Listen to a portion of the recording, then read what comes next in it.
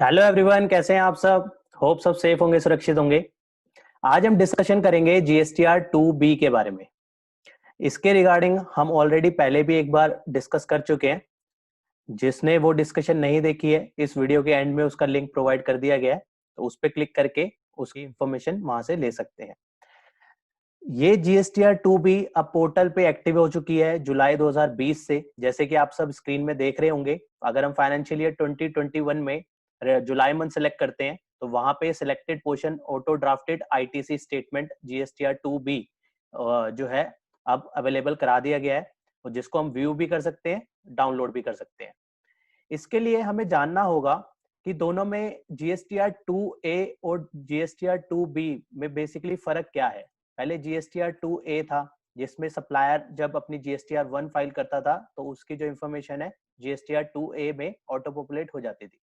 फिर इसकी नीड क्यों पड़ी, जीएसटीआर 2B की नीड कहाँ से आई, और क्या फर्क है जीएसटीआर 2A में और जीएसटीआर 2B में। दोनों के दोनों ऑटो पॉपुलेट हो रहे हैं। सप्लायर जो अपनी डिटेल फाइल करेगा वो जो है ऑटो पॉपुलेट होगी, जीएसटीआर 2A में भी होती है, जैसे जीएसटीआर 2B में भी होगी। लेकिन इसमें फर्क क्या है, जीएसटीआर 2B और 2A का फर्क देखने के लिए हमें जो है इसको डिटेल में समझने के लिए, जैसे कि हम सब जानते हैं जीएसटीआर 2A जो है वो जैसे ही सप्लायर डिटेल्स अपलोड करता है तो वहां पे उसकी वैल्यू जो है ऐड ऑन हो जाती है, और वो मंथ वाइज जो है जिस मंथ से रिलेट करता है उस मंथ में ऐड ऑन हो जाती है। लेकिन जीएसटीआर 2B जो है बेसिकली वो है फाइलिंग बेस पे। जिस मंथ में सप्लायर जीएसटीआर अपनी जीएसटीआर 1 फाइल करेगा, या इसमें जीएसटीआर 1 के अलावा जीएसटीआर 5, 6 भी कवर है।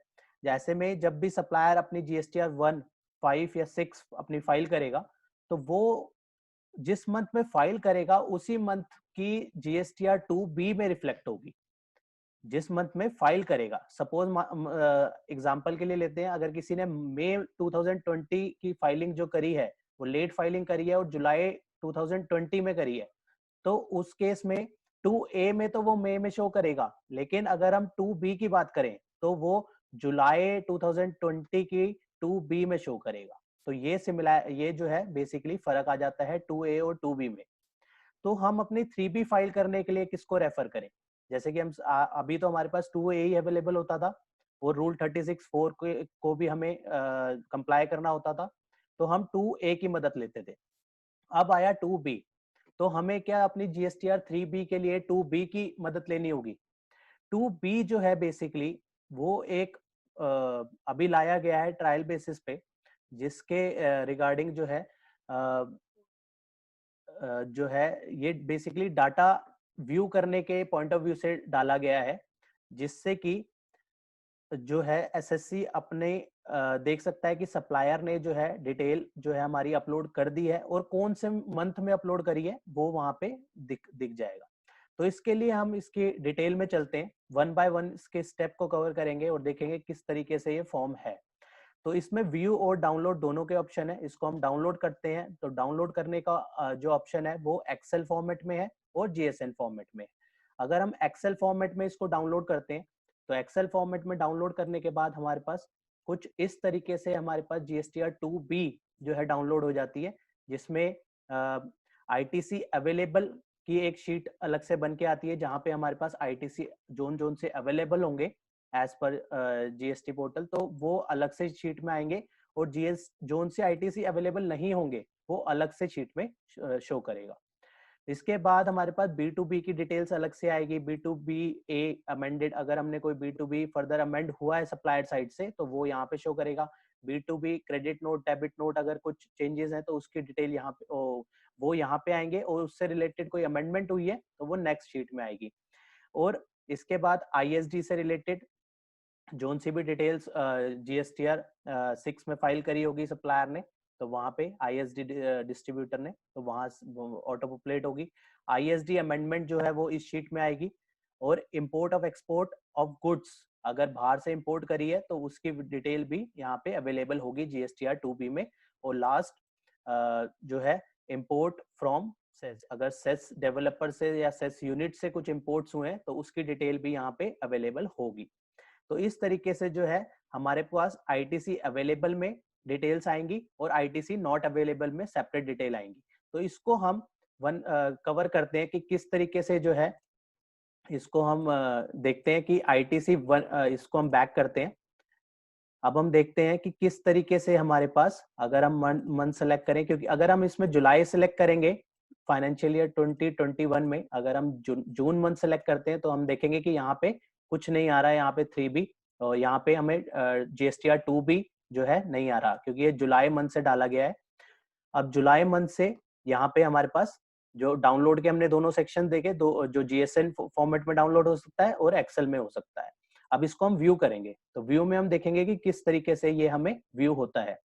व्यू में अगर हम जाते हैं तो यहाँ पे हमारे पास समरी के अंदर आता है आईटीसी अवेलेबल और ITC not available. ITC available में जो है पार्ट ए में कवर होगा, आईटीसी अवेलेबल क्रेडिट में be claimed in the relevant heading in GSTR 3B, जिसमें जो है पहला पार्ट कहता है all other ITC supplied from the registered person, जो कि GSTR 3B के टेबल नंबर 4A 5 में जो है वैल्यू डालेंगे, उसकी वैल्यूज जो आएगी पार्ट A1 में आएगी, जो कि B2B इनवॉइसेस से आ सकती है, B2B डेबिट नोट से वैल्यूज आ सकती है। B2B इनवॉइसेस को अगर अमेंड किया होगा तो वो अलग से यहाँ पे शो करेंगी, और अगर डेबिट नोट्स को अमेंड किया होगा तो वो अलग से यहाँ पे शो करेंगी। उसके बाद further inward supplier of ISD का जो क्रेडिट हमें मिल रहा है, वो हमारा जो हम 3B में 4A4 में डालते हैं, उसकी डिटेल यहाँ पे ISD इनवॉइस की जो वैल्यू है टोटल उस मंथ से रिलेटेड, वो यहाँ पे आएगी, जो कि उस मंथ में फाइल हुई है। जो 2B है वो बेसिकली फाइलिंग पीरियड के अकॉर्डिंग है। अगर जुलाई मंथ में जो सी भी फाइलिंग होगी, चाहे वो पुराने मंथ की हो, तो भी यहाँ पे वो जुलाई मंथ पे ही शो करेगा, क्योंकि अभी इसके रिगार्डिंग हम एडवाइजरी देखेंगे, वहां से हमें इंफॉर्मेशन मिलेगी कि इसके पर्टिकुलर पीरियड बांधा गया है, हर एक जो मंथ है उसका पीरियड बांटा गया है, और उस पीरियड में जितनी भी फाइलिंग होगी वो उस 2B में जो है रिफ्लेक्ट करेगा। और यहाँ पे ISD के इनवॉइसिंग की वैल्यू आएगी, ISD इनवॉइस कोई फर्दर अमेंड हुआ होगा तो उसकी वैल्यू आएगी फर्दर यहाँ पे।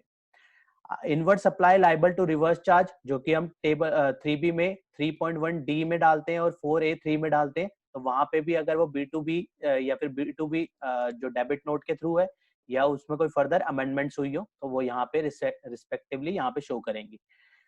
अब नेक्स्ट जो फोर्थ पार्ट आता है वो आता है इंपोर्ट ऑफ गुड्स का। अब इसमें इंपोर्ट ऑफ गुड्स भी दिखती हैं, जैसे अभी हमने एक्सेल फॉर्मेट में देखा था, सेम यहाँ पे हम व्यू मोड में देख रहे हैं, तो वैल्यू जो है यहाँ पे जो है यहाँ पे दिखेंगी। जैसे इस केस में सिर्फ B2B इनवॉइसिंग है, तो यहाँ पे 1458 जो है CGST और SGST में आ रहा है, क्योंकि इसमें जो है इसके इनवर्ट जो है सब GSTR 1 सप्लायर ने फाइल करी है जुलाई मंथ में, दो ही है, तो वो उसकी वैल्यू, दो ही इनवॉइस थे, उसकी वैल्यू जो है यहाँ पे रिफ्लेक्ट कर रही है टोटल 1458।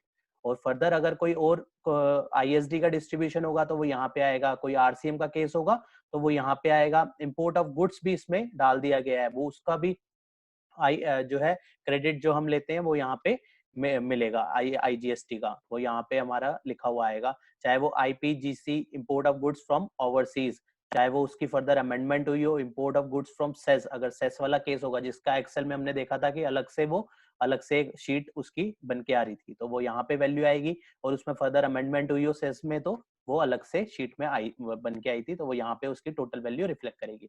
इसमें पार्ट बी में जो है आईटीसी रिवर्सल, अगर कोई भी आईटीसी रिवर्स किया हो तो वो यहाँ पे 2B के इस कॉलम में आएगा, जहाँ पे B2B क्रेडिट नोट के थ्रू हो सकता है, क्रेडिट नोट अमेंड किया हो सकता है, रिवर्स चार्ज का केस हो सकता है, रिवर्स चार्ज में क्रेडिट नोट को अमेंड किया होगा तो उसकी वैल्यू भी यहाँ पे आएगी।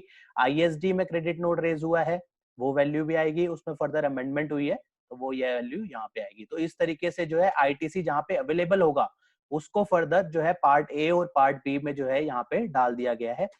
जो भी जुलाई मंथ में जो है सप्लायर ने GSTR 1 फाइल करी होगी, या फिर NRTP के केस में फाइलिंग हुई होगी, या फिर ISD के केस में फाइलिंग हुई होगी, सारी वैल्यूज जो है यहाँ पे ऑटो पॉपुलेट होगी। अब हम आते हैं ITC नॉट अवेलेबल के केस में। ITC नॉट अवेलेबल के केस में भी पार्ट ए और पार्ट बी, दो पार्ट में इसको डिवाइड किया गया है। पार्ट ए का जो फर्स्ट पार्ट बताता है all other ITC supply from the registered person, same जैसे हमने जैसे ITC अवेलेबल में देखा सेम यहाँ पे है, लेकिन यहाँ पे जो ITC रिफ्लेक्ट होंगे उसका क्रेडिट जो है हमें अलाउ नहीं होगा। अभी हम एडवाइजरी में जब हम रेफर करेंगे तो वहां पे हम देखेंगे कि रीजंस कि किस वजह से जो है हमारे को आईटीसी डिनाई हो सकता है, वो हम वहां पे देखेंगे। लेकिन अगर जो भी डिनाई हुआ है आईटीसी, वो उसकी वैल्यूज जो है यहाँ पे रिफ्लेक्ट होगी। B2B इनवॉइसिंग की वैल्यू है तो यहाँ पे शो करेगी। B2B डेबिट नोट्स की वजह से वैल्यू है, जो आईटीसी रिजेक्ट हुआ है वो यहाँ पे शो करेगी। इनवॉइस कोई फर्दर अमेंड हुआ है जिसका आईटीसी अलाउड नहीं है, वो यहाँ पे शो करेगा। B2C डेबिट नोट, कोई डेबिट नोट अमेंड हुआ है तो उसकी वैल्यू भी यहाँ पे शो करेगी। पार्ट ए के सेकंड सेक्शन में जो है इनवर्ट सप्लाई फ्रॉम आईएसडी, अगर आईएसडी से है तो आईएसडी इनवॉइसिंग की वैल्यू और उसको उसमें कोई फर्दर अमेंडमेंट हुई हो तो वो भी यहाँ पे शो करेगी। जैसे कि 3B में ये दोनों पार्ट दोनों नहीं आते तो इसलिए यहाँ पे नॉट एप्लीकेबल लिखा हुआ है।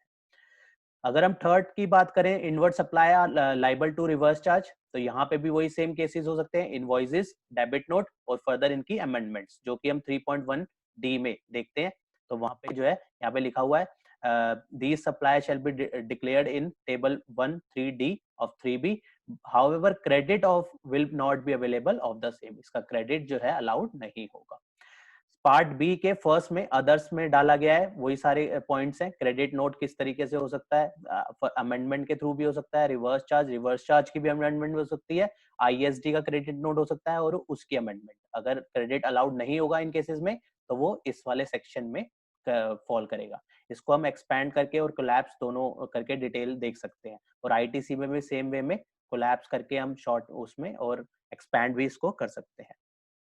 अब इसमें समरी के बाद आता है नेक्स्ट ऑल टेबल। अगर हम ऑल टेबल में जाते हैं तो यहाँ पे जो है वो डिटेल, या तो हम सप्लायर वाइज जो है डिटेल को इवेल्युएट कर सकते हैं कि हम उसके जीएसटीएन वाइज चलें सप्लायर वाइज, या फिर हम डॉक्यूमेंट वाइज भी डिटेल देख सकते हैं। अगर हमारे पास डॉक्यूमेंट नंबर है तो वो उसके अकॉर्डिंग भी यहाँ पे डिटेल उसकी देख सकते हैं। जैसे कि हमने देखा था अभी एक्सेल में भी देखा था, दो ही इनवॉइस थे जिसका टोटल आ रहा था 1498, तो 1478 सॉरी, तो समथिंग, तो वो वैल्यू यहाँ पे जो है आ रही है। दो इनवॉइसिंग यही दोनों तो जो है जुलाई में जीएसटीआर 1 जो है जुलाई में फाइल हुई है। कब? जीएसटीआर 1 फाइलिंग डेट है 11/8/2020 और 10/8/2020। अभी हम एडवाइजरी में देखेंगे कि किस पीरियड की जो है किस पीरियड की रिटर्न की वैल्यू जो है 2B में कौन से मंथ में दिखाएगा, वो एडवाइजरी में बताया गया है। तो इस तरीके से जो है हम ऑल टेबल में जाके जो है supplier wise means GSTN wise भी देख सकते हैं और साथ में डॉक्यूमेंट वाइज भी देख सकते हैं। और उसमें इसमें एक और फैसिलिटी है, इसमें हम फिल्टर भी लगा सकते हैं। अगर हमारे पास यहाँ तो सिर्फ दो ही केसेस थे, अगर हमें जो डेट अलाउड है एडवाइजरी के हिसाब से जो है 11 तारीख से लेकर और 12 तारीख से लेकर 11 तारीख की जो रिपोर्ट बन के आएगी वो 12 तारीख को जनरेट होगी। तो यहाँ पे हम उसमें फिल्टर भी लगा सकते हैं। अगर हमें कम दिन का जो है इवेल्युएट करना है कि कौन कौन से जो है हमारे को यहाँ पे ऑटो पॉपुलेट हो रहे हैं सप्लायर साइड से, तो हम यहाँ पे डेट डाल के इनवॉइस टाइप रेगुलर हो सकता है, डीम्ड एक्सपोर्ट वाला केस हो सकता है, सेस जो है with payment of tax, without payment of tax, जो सा केस होगा वो उसका फिल्टर लगा सकते हैं। अगर रिवर्स चार्ज का केस है तो उसका भी फिल्टर लगा सकते हैं। यहाँ पे जीएसटीआर 1 और 5 जो कि सप्लायर साइड से फाइल होगी उसकी डेट भी डाल सकते हैं कि सप्लायर की अगर हमें डेट पता है फाइलिंग की तो वो हम उसका भी फिल्टर लगा सकते हैं।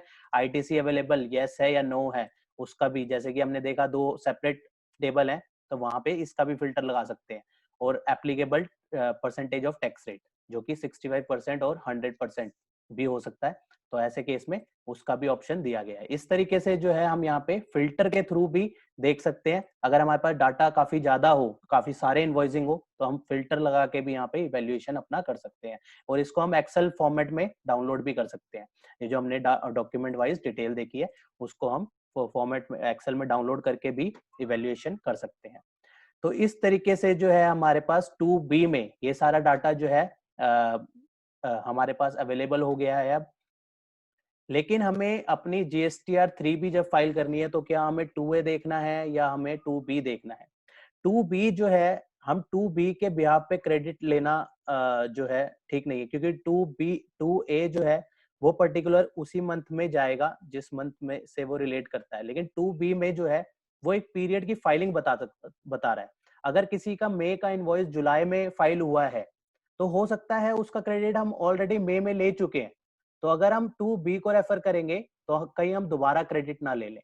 तो इसलिए जो है ये जस्ट एक इंफॉर्मेशन है रेफर करने के लिए। हमें मेनली जो है देखना है अपने करेक्ट, हमें देखना पड़ेगा कि सेक्शन 16 के प्रोविजन जो है कंप्लाई हो रहे हैं, तो उसके अकॉर्डिंगली हम जो है रूल 36(4) के हिसाब से जो है हम क्रेडिट लेंगे। लेकिन ये जो है 2B के बिहाफ पे क्रेडिट लेना ठीक नहीं होगा, इसको हम रेफर कर सकते हैं। अब इसकी अगर एडवाइजरी सेक्शन में जाते हैं, व्यू एडवाइजरी, तो यहाँ पे ये पीरियड बताता है कि पीरियड हमें किस तरीके से लेना है। नॉर्मल टैक्स पीरियड है, अगर मंथली फाइलिंग है तो मंथली फाइलिंग के लिए 12 जुलाई से लेकर 11 अगस्त का पीरियड यहाँ पे डाला गया है। हर महीने जो है ये पीरियड सेम है, 12 से लेकर 11 तारीख का। और जो है 12 तारीख को, मतलब जुलाई के मंथ में अगर हम बात करें तो जो है 12 अगस्त को जो है इसकी जो है 2B जो है जनरेट हो जाएगी। तो इस पीरियड को फॉलो करेगी 2B, जो है पूरे महीने की है, लेकिन जो डेट्स है, कट ऑफ डेट जो है यहाँ पे वो है 12 से लेकर नेक्स्ट 11 तक। और जो है डेवलप होगी जब ये शीट जो GSTR 2B वो होगी 12 तारीख को। मतलब इस केस में अगर हम बात करें तो 12 अगस्त 2020 को जो है ये शीट डेवलप हो जाएगी। तो ये एक कट ऑफ डेट जो है बनाई गई है, चाहे फाइलिंग मंथली बेसिस पे हो, चाहे वो क्वार्टरली बेसिस पे हो, चाहे NRTP के केस में जो है GSTR 5 फाइल हो रही है वहां पे भी सेम पीरियड है। ISD के केस में जो GSTR 6 फाइल हो रही है वहां पे भी सेम डेट्स हैं। डेट्स यही होंगी, अगर इन डेट्स के बीच में जो है सप्लायर ने फाइल करी है, NRTP ने फाइल करी है, NSD ने फाइल करी है, तो हमारे जो है वो उस पीरियड में रिफ्लेक्ट करेगी। अदरवाइज उसने अगर बाद में फाइल करी है तो वो बाद में जिस पीरियड में, जिस ब्रैकेट में आ रहा होगा, ये जिस कट ऑफ डेट में आएगा उस कट ऑफ डेट में वो रिफ्लेक्ट करेगी, राइट। तो अगर हम इसकी डाउनलोड एडवाइजरी करते हैं तो डाउनलोड एडवाइजरी में इसमें काफी डिटेल में दिया गया है प्रॉपरली। तो हम इसकी डाउनलोड एडवाइजरी अगर देखें तो डाउनलोड एडवाइजरी में इस तरीके से जो है सिस्टम डाउनलोडेड एडवाइजरी जो है लाई गई है for the information and guidance purpose only. यहाँ पे basically form GSTR 2B advisory available under advisory tab. अभी हमने क्लिक किया एडवाइजरी टैब में तो वहां से डाउनलोड होके ये आती है, जिसमें कुछ टर्म यूज करते हैं ITC, हमें पता ही है, input tax credit, B2B, ISD और IMPG इंपोर्ट ऑफ गुड्स के लिए, और IMPG SEZ import of goods from SEZ के लिए। तो ये जो है टर्म यूज हो रही है। ये कहता है GSTR 2B is an auto drafted ITC statement. ये जो भी GSTR 2B में डाटा आ रहा है ऑटो ड्राफ्टेड फॉर्म पे आ रहा है, जैसे कि 2A में आता है, सेम वे में 2B में भी ऑटो ड्राफ्टेड है, which was generated by for every registered person. जितने भी रजिस्टर्ड पर्सन होंगे उसके केस में हम जाके देख सकते हैं GSTR 2B। जुलाई मंथ से, जुलाई 2020 से ये जो है पोर्टल में डाल दिया गया है। On the basis of information furnish by his supplier, जो भी सप्लायर ने फाइल किया होगा उसके भी आप पे, in respect of GSTR 1, supplier ने GSTR 1 फाइल करी होगी तो वहां से ऑटो पॉपुलेट होगा। GSTR 5 जो है NRTP ने फाइल करी होगी वहां से ऑटो पॉपुलेट होगा, और GSTR 6 ISD ने फाइल करी होगी वहां से ऑटो पॉपुलेट होगा। The statement will indicate availability of input tax credit to the registered person. Input tax credit availability तो बताता है, साथ में नॉन अवेलेबिलिटी भी बताता है। अब हमने शीट में ऑलरेडी देखा कि वहां पे अगर जहां पे ITC नॉट अवेलेबल है वो भी दिखाता है। Against each document filed by his supplier, GSTR 2B is a static document which will be made available for each month on the 12th date of the succeeding month। अभी हमने बात करी थी, अभी हमने कट ऑफ डेट्स देखी थी 12 से लेकर 11 तक, और जब वो उसकी रिपोर्ट जब जनरेट होगी 12 तारीख को, 12th of the succeeding month को जो है 2B जनरेट हो जाएगी। जैसे अगर हम इसकी अगस्त मंथ की देखना चाहें तो अगस्त मंथ की हमें यहाँ पे अभी नहीं मिलेगी, क्योंकि अगस्त की होगी कब, 12 सितंबर को। तो इसके लिए हम एक बार देख लेते हैं पोर्टल में, अगर हम जाते हैं और हम यहाँ पे अगर हम ट्राई करें कि अगर हमें अवेलेबल हो जाए अगस्त की, तो अगस्त में देखें क्या शो करता है। अगर हम फाइनेंशियल ईयर 2021 अगस्त सर्च करते हैं तो यहाँ पे ये शो कर रहा है। अगर हम इसको व्यू करते हैं तो व्यू में ये यहाँ पे शो कर रहा है form 2B will be shall be available only after last cut off date 11 September 2019। जो अभी हमने एडवाइस उसमें देखा कट ऑफ डेट की लिस्ट में, जो कि 12 से लेकर 11 की कट ऑफ डेट है। तो यहाँ पे कट ऑफ डेट 11/9/2020 के बाद जो है 12 तारीख को जो है जनरेट होगी। तो इस वजह से अभी ये डेट आई नहीं है। तो इसके बाद जो 12 तारीख को जो है अगस्त मंथ की जो है सितंबर में 2B जनरेट होगी। अब हम वापस आते हैं जहां हम देख रहे थे एडवाइजरी को। तो यहाँ पे हमारे को पता लग गया 12th day of the succeeding month को जो है जनरेट हो जाएगी GSTR 2B। For example for the month of July 20, जुलाई की अगर हम बात करें, the statement will be generated available to the registered person on 12th August 2020। इस डेट को जो है ये 2B बन गई, इसलिए हम जो है हमने ये पूरी डिस्कशन उसके ऊपर कर पाए कि आईटीसी अवेलेबल हमने रेफर किया किस तरीके से आएगी, आईटीसी नॉट अवेलेबल में किस तरीके से आएगी, उसकी हम सप्लायर वाइज डॉक्यूमेंट वाइज किस तरीके से डिटेल देख सकते हैं। तो हमने जो है इस डेट के बाद जो है जुलाई मंथ का एक्सेस हमें मिलेगा 12 अगस्त 2020 को। फोर्थ पॉइंट में कहता है GSTR 2B for the month will contain the detail of all the document filed by his supplier in their respective GSTR 1, 5, 6 between the due date of furnishing GSTR 1 for the previous month to the due date of furnishing GSTR 1 for the current month. For example, 2B generated for the month of July.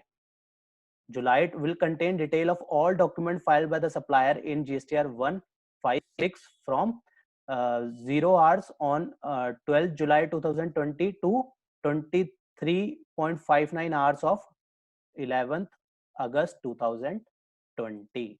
तो ये जो है अगर हमें जुलाई के लिए देखना है तो जुलाई के लिए कट ऑफ पीरियड क्या हो गया, 12 जुलाई 2020 की शुरुआत से 11 अगस्त 2020 के 23 बज के जो है मतलब बेसिकली बिल्कुल 12 बजे जो है 12 तारीख को 12 अगस्त को जो है जनरेट होएगी वो रिपोर्ट। जैसे ही वो पीरियड जो है हमारा खत्म हो जाएगा नेक्स्ट डे में जो है जनरेट होएगी। यहाँ पे बेसिकली बताया ही हुआ है, ऊपर थर्ड पॉइंट में बताई दिया है, तो इसकी रेलेवेंस कम है क्योंकि यहाँ पे जो है 11 तारीख को ये डे खत्म होगा, 12 को रिपोर्ट जनरेट हो जाएगी। नेक्स्ट पॉइंट में आते हैं, there may be instances where the date of filing GSTR 5 and 6 may be later than the date of generation of 2B। ये पॉइंट देखने वाला है, बहुत इंपॉर्टेंट पॉइंट है। GSTR 5 और 6 की जो डेट है, GSTR 5 और 6 की जो डेट है, जैसे कि GSTR 6 जो है 13th को फाइल करनी होती है और GSTR 5 जो है उसकी 20th डेट होती है। ऐसे केसेस में वो डेट जो है बाद में फॉल कर रही है, लेकिन 2B की जो डेट है वो 12th को ही जनरेट होनी है। तो ऐसे केस में वो ये पॉइंट, फिफ्थ पॉइंट जो है बहुत इंपॉर्टेंट है, वो यही बता रहा है कि जो है फिफ्थ और GSTR 5 और GSTR 6 जो जनरेट हो सकता है क्योंकि ड्यू डेट इसकी बाद में है, तो ISD या फिर NRTP जो है उसको बाद में फाइल करे, और अगर वो बाद में फाइल करेगा तो वो नेक्स्ट मंथ के 2B में आएगी क्योंकि उसका जो कट ऑफ डेट है वो नेक्स्ट में चला गया, तो वो नेक्स्ट वाले में जाएगी। तो वो यही बात यहाँ पे कहना चाह रहा है, under such circumstances taxpayer are advised to avail the ITC for the self assessment basis. यही मैं क्रैक्स की बात करना चाह रहा था कि हम 2B को बेसिस नहीं ले सकते अपनी 3B फाइल करने के लिए, क्योंकि हमारे को अगर हम 2B को देखेंगे तो उसकी ड्यू डेट बाद में आ रही है, तो हो सकता है वो जो है NRTP या फिर ISD जो है बाद में फाइल करे, लेकिन हम जो है उसके लिए एलिजिबल है उसका क्रेडिट लेने के लिए, तो इसलिए हम उसी मंथ में उसका क्रेडिट ले सकते हैं। और अगर उसने बाद में फाइल करता है NRTP और ISD तो वो नेक्स्ट मंथ में रिफ्लेक्ट करेगी, लेकिन हम एलिजिबल है क्रेडिट लेने के लिए तो हम पहले ही उसका क्रेडिट ले लेंगे। ये फिफ्थ पॉइंट जो है बहुत इंपॉर्टेंट है, इसमें समझना। However, when such document get filed or reflected in next 2B, देखो यहाँ पे ये बात कह भी रहा है, when get filed and reflected in next 2B जो है 2B, taxpayer shall not available such ITC। ये नहीं है कि दोबारा ITC ले ले कि नेक्स्ट पीरियड में वो रिफ्लेक्ट हो गया, क्योंकि वो उसकी डेट बाद में है, 2B पहले ही जनरेट हो गया, लेकिन हमने ITC पहले ही ले लिया, और बाद में जब वो उसकी ड्यू डेट आई तो दोबारा से ऐसा ना हो कि वो दोबारा क्रेडिट ले ले। तो इस बात का हमें ध्यान रखना होगा, हमें पहले ही उसका क्रेडिट ले लेना है क्योंकि हमारे लिए अलाउड है, और वो दोबारा ना हो उस बात का ध्यान रखना है। सिक्स पॉइंट में कहता है GSTR 2B also contain information on imports of goods from the ICE gate system। ये एक 2A से कुछ डिफरेंसेस हैं यहाँ पे कि इसमें बेसिकली ये व्यू देखो, वो भी ऑटो पॉपुलेटेड था, ये भी ऑटो पॉपुलेटेड है। इसमें बेसिकली देखो ITC not available, ITC available separately बता देता है, डॉक्यूमेंट वाइज डिटेल बता रहा है। तो वहां पे GSTR 1/5 किस डेट पे जो है सप्लायर ने फाइल किया वो डेट भी बता रहा है। तो काफी सारे जो है फर्क निकल के आ जाते हैं अगर हम इसको ओवरऑल इवेल्युएट करें कि अगर 2A और 2B में क्या फर्क है, काफी सारे फर्क है। तो import of goods from the ICEGATE system, वहां से भी जो है जो इंफॉर्मेशन यहाँ पे निकल के आ रही है, including inward supply of goods receive from the SEZ units developer. This will be available from 2B of अगस्त 2020। ये जो है अवेलेबल होगी नेक्स्ट उससे अगस्त 2020 से अवेलेबल हो जाएगी। हमने देखा कि कहाँ पे वैल्यू रिफ्लेक्ट होगी, ये तो हमने उसमें डिस्कशन में देख चुके हैं। 7th पॉइंट में आता है reverse charge credit on import of services is not part of this statement, will be continue to be entered by the taxpayer in table 4A2 of 3B। Reverse charge credit का हमने column देखा, reverse charge credit का वहां पे अलग से जो है बताया गया था। तो रिवर्स चार्ज के केस में बेसिकली अगर हम रिवर्स चार्ज वाला केस देखें तो वहां पे जो थी वैल्यू, अगर इंपोर्ट ऑफ सर्विस का केस है तो वहां पे जो है वैल्यू ऑटो पॉपुलेट नहीं होगी, तो वहां पे जो है वैल्यू 3B के केस में हमें लेनी पड़ेगी वैल्यू खुद। यही पॉइंट बता रहा है कि वहां पे अगर reverse charge due to import of service है तो यहाँ पे हमें इंपोर्ट ऑफ सर्विस के केस में जो है वैल्यू यहाँ पे लेनी पड़ेगी और यहाँ पे वैल्यू उसकी नहीं आएगी। दोबारा चलते हैं एडवाइजरी में।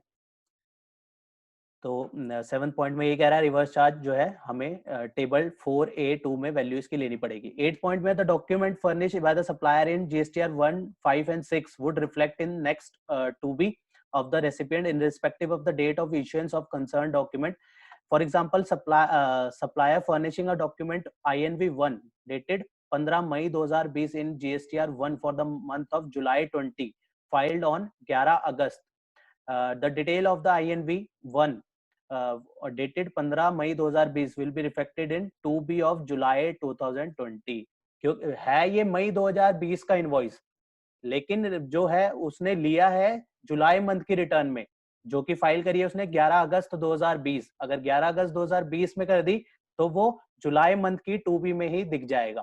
तो यहाँ पे वो यही बात कहना चाह रहा है। लेकिन अगर उसने जनरेट करे, अगर वो लेट जनरेट करेगा तो ऐसे केस में फिर वो नेक्स्ट उसमें 2B, अगर 11 के बाद 12 को करता है तो फिर वो नेक्स्ट वाली 2B में आएगी।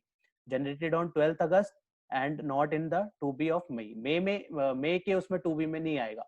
2A और 2B में ये सारे फर्क जो है निकल के आते हैं। अगर पॉइंट नंबर 9 कहता है table 3 ITC available summary. Point number table 3 हमने देखा ITC अवेलेबल के बारे में।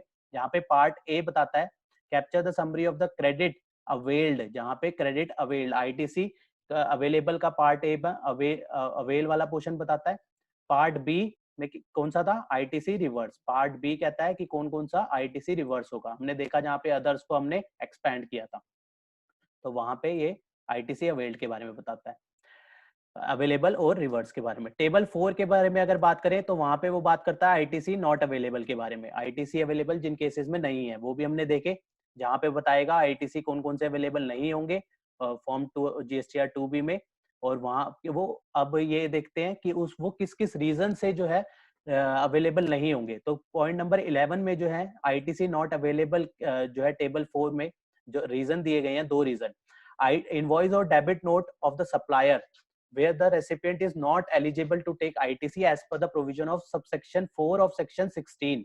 सेक्शन 16 4 की वजह से अगर टाइम पीरियड निकल चुका है तो ऐसे केस में जो है ITC अवेलेबल नहीं होगा। तो वहां पे जो है अगर ऐसे वाले केस में GSTR 156 में उसने फाइल करे हैं सप्लायर ने, तो वहां पे और हम उसके लिए एलिजिबल नहीं है क्रेडिट लेने के लिए, तो ऐसे में ITC नॉट अवेलेबल वाली टेबल में इसकी वैल्यू जो है आएगी टेबल 4 पे। और सेकंड केस क्या हो सकता है, इनवॉइस और debit note where the supplier and the place of supply is in the same state but the recipient is in another state. जैसे कि हम द प्लेस ऑफ सप्लाई के प्रोविजंस भी जानते हैं, उस केस में क्या उन केसेस में भी है, वहां पे अगर रेसिपिएंट का स्टेट जो है अलग है और प्लेस ऑफ सप्लाई अलग स्टेट में है, तो वहां पे भी जो है क्रेडिट की एलिजिबिलिटी नहीं होती, तो वो भी एक रीजन हो सकता है ITC नॉट अवेलेबल का। तो ये 2 रीजन की वजह से जो है टेबल 4 में जो है वैल्यू डाली जाएगी, या तो 16(4) में डिसअलाउंस की वजह से, या फिर जो है place of supply different state में है। तो ऐसे केस में ये 2 रीजन हो सकते हैं। However, there may be other scenarios for which ITC may not be available to the taxpayer. The same is not generated by the system. Taxpayer are advised to self-assess and reverse such credit in form GSTR 3B। इनके अलावा जो दो cases बताए, इनके अलावा और भी cases हो सकते हैं जहाँ पे आईटीसी नहीं मिलता, सेक्शन 17(5) हो सकता है, और भी केसेस हो सकते हैं। तो वहां पे जो है कह दिया कि सिस्टम जो है उस अदर केसेस को इवेल्युएट नहीं कर सकता, तो वहां पे जो है टैक्स पेयर को सेल्फ असेस करके जो है क्रेडिट को रिवर्स करना होगा। पॉइंट नंबर 12 में कहता है taxpayer are advised to ensure that the data generated in 2B is reconciled with their records or and books of accounts. Taxpayer shall ensure that no credit shall be availed twice. वही बात जो अभी हम बात कर रहे थे कि दोबारा ऐसा ना हो कि पहले भी क्रेडिट ले लें और उसका दोबारा से क्रेडिट हो जाए, क्योंकि वो दूसरे पीरियड से बिलोंग करता होगा, लेकिन वो 2B हो सकता है बाद में GSTR 1 फाइल करी हो सप्लायर ने, तो हम उसका दोबारा से क्रेडिट ना ले लें। तो इस बात का भी ध्यान रखना होगा। और क्रेडिट शेल बी रिवर्स वाला केस है तो हमें वो उसका भी ध्यान रखना होगा। और tax payer on reverse charge shall be paid, अगर रिवर्स चार्ज का केस है तो वहां पे हमें ये भी देखना होगा। अब हम नेक्स्ट पॉइंट में चलते हैं। Detail of all the document in 2B is made available online as well as through download facility. इसमें डाउनलोड भी कर सकते हैं, हमने देखा कि इसको एक्सेल और जीएसएन फॉर्मेट में हम डाउनलोड कर सकते हैं। 14 पॉइंट कहता है there may be scenario where the percentage of the applicable rate of the tax may be notified by the government, a separate column will be provided for the invoicing document such. अभी हमने देखा था कि जहाँ पे हमने जब filter लगाया था तो वहां पे भी था 65% और 100%। तो वहां पे जो है जो सा भी रेट नोटिफाइड होगा उसके हिसाब से जो है शो करेगा। पॉइंट नंबर 15 में कहता है section wise instruction for 2B, जो कि टेबल 3 में हमने देखा आईटीसी अवेलेबल में पार्ट ए सेक्शन 1 में क्या था, all other ITC other than reverse charge. Other than reverse charge वाले केस में क्या कौन कौन से थे? This section consist of detail of the supplier other than reverse charge which has been declared and filed by the supplier in form GSTR 1 या फिर file. वो जो है GSTR 1 और फाइल में जो सप्लायर ने फाइल करी होगी वो यहाँ पे ऑटो पॉपुलेट होगी। Negative credit if any arising due to amendment in B2B invoicing or B2B debit note, such credit shall be reversed। ऐसा भी हो सकता है कि नेगेटिव फिगर आ रही हो, कि हो सकता है परचेजेस उस मंथ से कम हुई हो लेकिन जो है डेबिट नोट ज्यादा रेस हुआ हो, ज्यादा वैल्यू का हो, तो वो अगर नेगेटिव फिगर है तो उसका क्रेडिट जो है रिवर्स करना होगा टेबल 4B2 में ऑफ GSTR 3B में। आईटीसी अवेलेबल के पार्ट ए के सेकंड सेक्शन में था inward supply from the ISD, जो कि बात करेगा GSTR 6, जो अगर आईएसडी डिस्ट्रीब्यूटर फाइल करेगा उसके रिगार्डिंग जो डिटेल जाएगी टेबल, वो उसके रिगार्डिंग जो डिटेल ऑटो पॉपुलेट होगी वो टेबल 3 के पार्ट ए सेक्शन 2 में जो है यहाँ पे रिफ्लेक्ट करेगी। सेम अगर नेगेटिव क्रेडिट है तो उस केस में जो है रिवर्स करना होगा टेबल 4B2 में, रिवर्स करना होगा 3B के। बेसिकली 2B जो है हमारा एक इंफॉर्मेटिव जो है चीज है, जैसे 2A था इंफॉर्मेशन देने के लिए, वैसे ही 2B हमारे को इंफॉर्मेशन प्रोवाइड कर रहा है। हमें उसके रिगार्डिंग जो फाइलिंग करनी है वो 3B में रिस्पेक्टिव टेबल्स में उसके करनी है। टेबल 3 के ही आईटीसी अवेलेबल में पार्ट ए के सेक्शन 3 में देखें तो जो कि बात करता है रिवर्स चार्ज के बारे में, तो रिवर्स चार्ज के केस में कौन कौन सा आएगा? This section consists of dealer supplying on which tax is to be paid on RCM basis। जिसने RCM में फाइल करा होगा उसके हिसाब से, और उसने GSTR 1 में भी उसको लिया होगा, तो वहां पे भी जो है उसके अकॉर्डिंग जो केस आएगा वो आएगा टेबल नंबर 3 के पार्ट ए सेक्शन 3 में। These supply shall be declared in table 3.1 of 3B। जो 3B है उसके टेबल 3.1D में जो है इसकी वैल्यू आएगी। अगर हम बात करें आईटी इंपोर्ट ऑफ गुड्स की, इंपोर्ट ऑफ गुड्स हमने देखा पार्ट ए सेक्शन 4 में था। इंपोर्ट ऑफ गुड्स के केस में आईजीएसटी जो पेड होगा उसका क्रेडिट ले सकते हैं, तो आईटीसी जो है वो आइस गेट के थ्रू जो है यहाँ पे ऑटो रिफ्लेक्ट करेगा on real time basis. Real time basis के हिसाब से जो है यहाँ पे वैल्यू उसकी रिफ्लेक्ट करेगी। तो इसको हम डिटेल में ना लेके तो नेक्स्ट उसमें चलते हैं टेबल में। तो टेबल अगर हम 3 की बात करें, अगर जहाँ पे अदर्स वाला था, जहाँ पे अदर्स में कौन कौन से थे? This section consist detail of the credit notes received and amendment there of. कोई भी क्रेडिट नोट रिसीव हुआ है, अमेंडमेंट हुई है फर्दर, चाहे वो फॉर्म 1 में, फाइल में, 6 में, तो उसके regarding table 3 part B section 1 के अदर्स में जो है इसकी डिटेल्स। लास्ट वाला जो था आईटीसी अवेलेबल में वो यही था, जिसकी जो हम अगर वैल्यू रिवर्स वाला केस है, क्रेडिट रिवर्स करना है, तो वही सेम टेबल है table 4B2 of 3B। 3B में इसका इम्पैक्ट जो है कहाँ पे लेंगे? टेबल 4B2 में इसका इम्पैक्ट ले लेंगे। अगर हम बात करें आईटीसी नॉट अवेलेबल, जो सेकंड अलग से उसका शीट थी आईटीसी नॉट अवेलेबल, उसमें भी पार्ट ए और पार्ट बी था। तो पार्ट ए के सेक्शन 1 में हमने देखा था अदर देन आरसीएम वाले केस। तो सेम उसी तरीके से जैसे हमने अभी ऊपर कवर करे, सेम वही केस यहाँ पे भी बन के आते हैं, अगर जहाँ पे जीएसटीआर 1.5 वो सब की वैल्यू जो है। लेकिन यहाँ पे क्या होता है, जो हमने सीरियल नंबर 11 में जो 2 पॉइंट देखे थे, कौन कौन से थे? सेक्शन 16(4) का डिसअलाउंस था वहां पे, सेक्शन 16(4) का डिसअलाउंस था, और एक और था, दो चीजें थे जिसके ग्राउंड्स पे, जहां पे ये दूसरा था प्लेस ऑफ सप्लाई का, सेक्शन 16(4) और प्लेस ऑफ सप्लाई। इन दोनों की रीजन की वजह से जहां पे आईटीसी नॉट अवेलेबल हो जाएगा, वो यहाँ पे हमारा इसमें ऑटो रिफ्लेक्ट होके आएगा। यहाँ पे लिखा है जीएसटीआर 1 और 5 जो है सप्लायर फाइल करेगा, लेकिन जो है सेक्शन 16(4) या फिर प्लेस ऑफ सप्लाई की वजह से जो है हमारा यहाँ पे ऑटो पॉपुलेट हो रहा होगा। This is for information only, such credit shall not be taken in form 3B। जैसे कि अब यहाँ पे ऊपर से फर्क नजर आ रहा है कि ये जो है इसका क्रेडिट तो मिलना नहीं, ऊपर तो वो बता भी रहा था कि कौन से टेबल में जो है इसको डालना है, लेकिन यहाँ पे इन केसेस में क्रेडिट नहीं मिलना। तो यहाँ पे इसलिए लिखा हुआ है this is for information only, credit shall not be taken in 3B। ऐसे ही सेम केस में अगर इनवर्ट सप्लाई फ्रॉम आईएसडी है, तो आईएसडी के केस में भी क्रेडिट कब अलाउ नहीं होगा? जब जीएसटीआर 6 में तो उसने फाइल कर दिया इनपुट सर्विस डिस्ट्रीब्यूटर ने, लेकिन जो है सेक्शन जो है पॉइंट नंबर 11 की वही दो कंडीशन जो थी, प्लेस ऑफ सप्लाई वाली, और दूसरी कौन सी थी? सेक्शन 16(4) अगर टाइम पीरियड निकल गया और अगर दूसरा प्लेस ऑफ सप्लाई वाला केस है, तो वहां पे भी जो है हमें क्रेडिट नहीं मिलना। तो वहां पे इसलिए यहाँ पे लिखा हुआ है such credit shall not be taken in 3B, this is for information purpose only. तो आईएसडी के केस में भी सेम सिनेरियो रहेगा। और अगर हम बात करें पार्ट ए सेक्शन 3 की, तो सेक्शन 3 में भी यही लिखा हुआ है, सप्लायर जो अपनी डिटेल डालेगा वो सीरियल नंबर उस वजह से रिवर्स चार्ज के केस में अगर वो अलाउड नहीं होगा, तो वहां पे भी क्रेडिट नहीं मिलेगा, credit shall not be taken in 3B। और अगर लास्ट पार्ट जो था आईटीसी नॉट अवेलेबल का, पार्ट बी सेक्शन 1, जो कि अदर्स, जैसे कि आईटीसी अवेलेबल में था सेम बिल्कुल, जहाँ पे फॉर्म 156, लेकिन जो है सीरियल नंबर 11 की जो दो वही दो कंडीशन, सेक्शन 16(4) या फिर प्लेस ऑफ सप्लाई, उस वजह से अलाउड नहीं है, तो फिर नहीं मिलेगा। Such credit shall be reverse under, अगर टेबल 4B2 इन 3B अगर ले लिया है तो उसको रिवर्स करना बनता है। तो ये पूरी इंफॉर्मेशन जो है एडवाइजरी के थ्रू जो है जीएसटीआर 2B के रिगार्डिंग जो है पोर्टल में डाल दी गई है। तो हमने इसको डिटेल में डिस्कशन करी।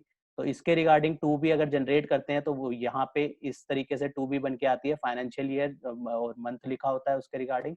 यही हमने सारे अभी टेबल कवर करे। पार्ट ए क्रेडिट जहाँ पे मिलेगा, क्रेडिट अवेलेबल का, पार्ट बी हमने देखा उसके बाद, और उसके बाद हमने देखा आईटीसी नॉट अवेलेबल वाले में, आईटीसी नॉट अवेलेबल का वही part A, other than RCM वाला केस देखा, B2B invoicing, B2C debit note, credit note, वही सारे केसेस। तो इस तरीके से जो हमारा 2B डाउनलोड होके आ जाता है और वैल्यू यहाँ पे रिस्पेक्टिवली उसकी लिखी हुई होती है। तो हमने 2B को एक टेबल को डिटेल में समझा कि किस तरीके से इसकी वैल्यू, कौन से कट ऑफ डेट की कौन सी वैल्यू कब आएगी, और इसको जस्ट हमें रेफर करना है, इसको हम बेस नहीं ले सकते 3B का। तो हमें बहुत ही ध्यान रखना है 3B फाइल करते हुए, और हमें रूल 36(4) का जो कंप्लाई करना है, तो वो अपनी जगह है। ये 2B को जस्ट हम इंफॉर्मेटिव पर्पज से यूज कर सकते हैं। तो होप आपको ये वीडियो 2B के रिगार्डिंग पूरी क्लियर हुई होगी। अगर फिर भी कोई फर्दर डाउट है तो प्लीज कमेंट बॉक्स पे आप मेंशन कर देना अपना डाउट, या आप मेल भी कर सकते हैं techsgupshup@gmail.com पे। तो मिलते हैं फिर नेक्स्ट वीडियो में नेक्स्ट टॉपिक के साथ। टिल देन बाय बाय, जय हिंद, जय भारत।